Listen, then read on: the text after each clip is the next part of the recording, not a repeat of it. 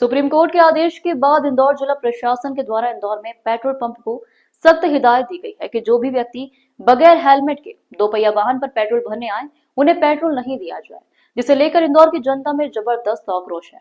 और इंदौर की जनता की भावनाओं को मुख्यमंत्री तक पहुंचे इंदौर के पूर्व विधायक सुदर्शन गुप्ता।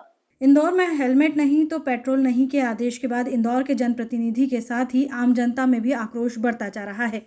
हेलमेट समस्याओं को लेकर इंदौर भाजपा के पूर्व विधायक सुदर्शन गुप्ता के द्वारा मुख्यमंत्री से मिलकर विधानसभा परिसर में ज्ञापन सौंपा गया, जिसमें मुख्यमंत्री से आग्रह किया गया कि इंदौर में हेलमेट को ऐच्छिक किया जाए। जिसे लगाना हो लगाए, जिसे न लगाना हो वो न लगाए, क्योंकि इंदौर के ट्रैफिक का अत्यधिक दबाव होने के कारण हर 1 किलोमीटर पर ग्रीन रेड सिग्नल है, जहां पर रुकना पड़ता है। कई लोगों को गले की समस्या, सर की समस्या, तमाम समस्या को लेकर लोग हमारे पास शिकायत करने आ रहे हैं, क्योंकि हम जनता के जनप्रतिनिधि हैं। इसलिए उनकी समस्याओं को समझना और समझकर उनको हल करवाना यह हमारी जिम्मेदारी बनती है। इसलिए मुख्यमंत्री जी से आग्रह है कि जिला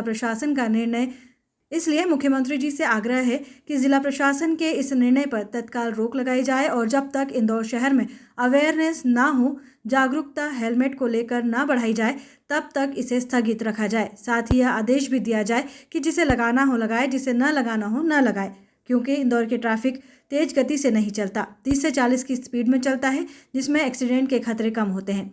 हेलमेट को यदि लागू करना है तो बाईपास पर लागू किया जाए, एबी रोड पर लागू किया जाए, बाहरी क्षेत्र में लागू किया जाए जहां बड़े वाहन गुजरते हैं और तेज गति से दुपहिया वाहन भी चलते हैं। यहाँ एक्सीडेंट होने का खतरा सदैव बना रहता है, जिस पर मुख्यमंत्री ने विचार करने का आश्वासन दिया। कल माननीय मुख्यमंत्री जी से मिलने गया था और विधानसभा परिसर में उनसे मेरी भेंट हुई और उन्हें मैंने ज्ञापन देके मांग की है कि इंदौर में जो हेलमेट की अनिवार्यता उसको समाप्त किया जाना चाहिए। इंदौर में इतना अधिक दबाव है यातायात का कि आदमी चलना बड़ा मुश्किल है।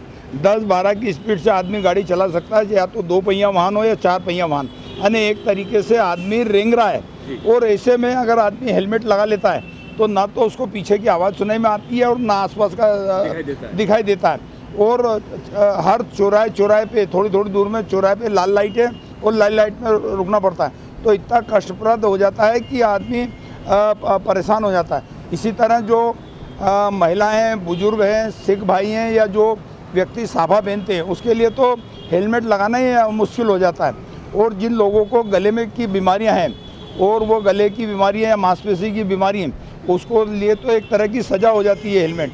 तो मैंने उनसे निवेदन किया है कि पूरे इंदौर में इसके प्रति जनता में आक्रोश है, तो आप इसको इस ओर ध्यान दें और उससे यह आक्रोश बढ़ के सरकार के ऊपर आएगा।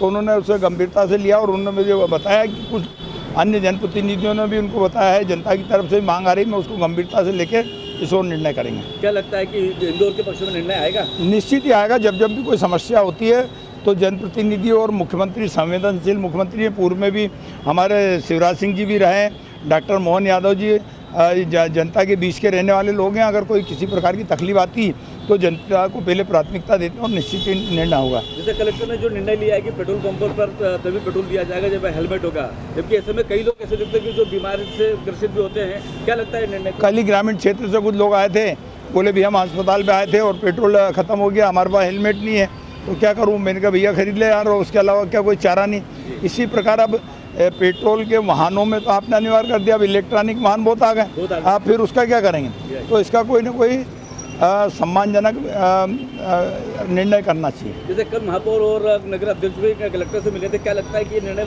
निर्णय होगा? क्योंकि हमारे महापौर जी हों, चाहे नगर अध्यक्ष हों या सांसद जी हों, सभी जनता के प्रतिनिधि हैं और जनता की बात तक प्रशासन तक और सरकार का तक पहुँचाना हमारा दायित्व है।